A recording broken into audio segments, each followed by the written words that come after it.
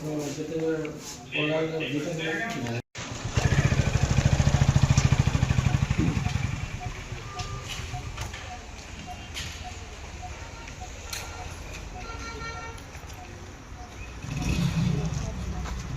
Light করেন মরা হলা স্যার ବାଘ ମାରିବା ପାଇଁ କରିଥିଲେ ଅଲଗା କିଛି ନାହିଁ ଅଲଗା ହେ ଲାଗି କରା କାଣା ହେଇଥିଲା କାହା ପାଇଁ କାହା ପାଇଁ ବରା ଲାଗି ବାଘ କେମିତି ପଡିଲା ବାକି ଏମିତି ପଡ଼ିଲା ଆମେ ବି ରାନି ଜାନୁ ସାର୍ ମରିଯାଇଥିଲା ହୋଇ ମରିଯାଇଥିଲା କାଣା କଲ ସକାଳ ତକ ତା କାଣା କଲ ସେଟାକେ ନେଇକରି ଜଙ୍ଗଲରେ ରଖା ହେଇଥିଲା ସେନ ଇନ ଦେବେନ୍ଦ୍ର ଆଉ ଜଗବନ୍ଧୁ ନେଇକରି ସେଟା କେନ୍ତା କେନ୍ତା କରିକରି ଏଟା ଚୁମୁଡ଼ି ଭରିକରି ରଖିଥିଲା ସାର୍ ଆମେ 2 ଜଣ ଭରିକରି ରଖିଥି ତାପରେ ହଇ ବାସ୍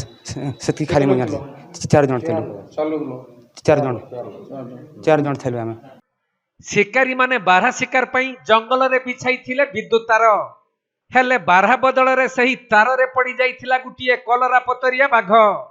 ଏହା ଦେଖି ଶିକାରୀ ମାନେ ବାଘର ମୁଣ୍ଡ ଗୋଡ଼ ଲାଞ୍ଜ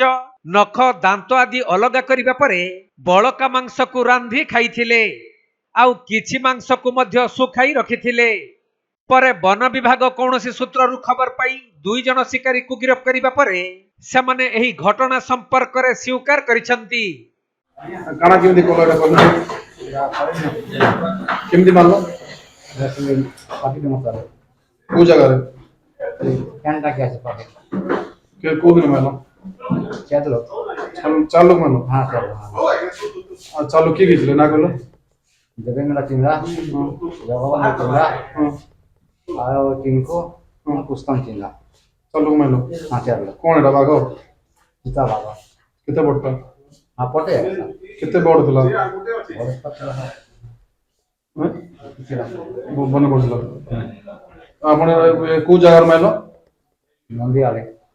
କେମିତି ମାଇଲ ତାକୁ କରେନି କରେଣ୍ଟ ମାଇଲ ମାରି କାଣା କଲ ମାରିକରି କାଣା କଲ କରି କରି ମୁରି ଯାଇଥିଲା ସାର୍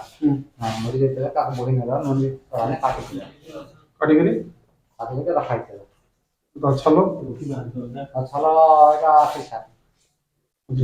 କଟାକଟି କରୁଥିଲା। ତେବେ ନୂଆପଡ଼ା ଜିଲ୍ଲା ଦେଓଦରା ଗାଁ ନିକଟସ୍ଥ ପାଟି ଜଙ୍ଗଲରେ ଏହିଭଳି ଅଭାବନୀୟ ଘଟଣା ଘଟିଥିବା ବେଳେ ପାଟି ଡଙ୍ଗରରେ ଶିକାରୀମାନେ ବାରହା ଶିକାର ପାଇଁ ବିଦ୍ୟୁତ ତାର ଜାଲ ବିଛାଇଥିଲେ ହେଲେ ବାରହା ବଦଳରେ ସେଥିରେ ପଡ଼ି ଯାଇଥିଲା ଗୋଟିଏ କଲରା ପତରିଆ ବାଘ। ତେଣୁ 4 ଜଣ ଶିକାରୀ ବାଘ ମାଂସ ରାନ୍ଧି ଖାଇଥିବା ବେଳେ 2 ଜଣ ଶିକାରୀକୁ ବନ ବିଭାଗ ଧରିବାରେ ସଫଳ ହୋଇଛି ହେଲେ ଅନ୍ୟ 2 ଜଣ ଫେରାର ହୋଇଯାଇଥିବାରୁ କୋମନା ବନ ବିଭାଗ ଏହିପରି ଜଘନ୍ୟ ଘଟଣାକୁ ଗୁରୁତର ସହ ନେଇ ଅଧିକ ତଦନ୍ତ କରୁଛନ୍ତି ଆଉ ଫେରାର ଥିବା 2 ଜଣ ଶିକାରୀଙ୍କୁ ଧରିବା ପାଇଁ ଚେଷ୍ଟା ଜାରି ରହିଥିବା ବେଳେ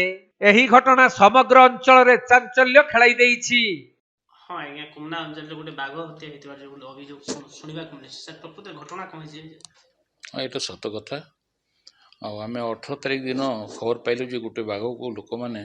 देवदर ग्रामर किसी लोक इलेक्ट्रिकेशन द्वारा मारी पोड़ी खाई बोली खबर पाइला पर आम स्टाफ नहीं गलु 3-4टा खंड घर को आम सर्च कलु सर्च करने समय आमको किसी जिनस मिलला तापर से आसामी मान आम नहीं गलु 2 जन ता भर फेरार अच्छा आउ 2 जन धरा पड़े जो 2 जन धरा पड़े पाखर आम बाघर मुंड तार लांज मांस केते केजी खंड मांस पाइलु आम 8-10 केजी हे तापर गोटे संबर सिंह पाइलु सुखिला बारहा मांस और संबर मांस भी थिला तापर से आम अरेस्ट करिकी वर्तमान चली इन्वेस्टिगेशन फाइनल इन्वेस्टिगेशन है ना आज जदि हे सुविधा हे आम कोर्ट को फरवर्ड करूँ ना काली करूँ 2 जन एक्चुअली 4 ରୁ 5 जन अच्छा 2 जन फेरार अच्छा और 2 जन आम धरीचु से नाम है ऋषिकेश चिंदा और जनक नाम है पुष्टम चिंदा दुहे देदर ग्रामर देखो ये सुनाबेड़ा वाइल्ड लाइफ सेंचुरी भी लगी आम जंगल भी लगी तो आमर मेनली ये घटनाटा देदर ग्राम पाखरे लगिकी एक्चुअली घटनाटा माने 15 तारिख राति रे तार बिछाई 16 तारिख मैंने पाई 16 तारिख से मैंने कटाकटी करी सेटारे पोड़ी खाई एवं आमे खबर पाई 18 तारिख से कैप्चर कलु।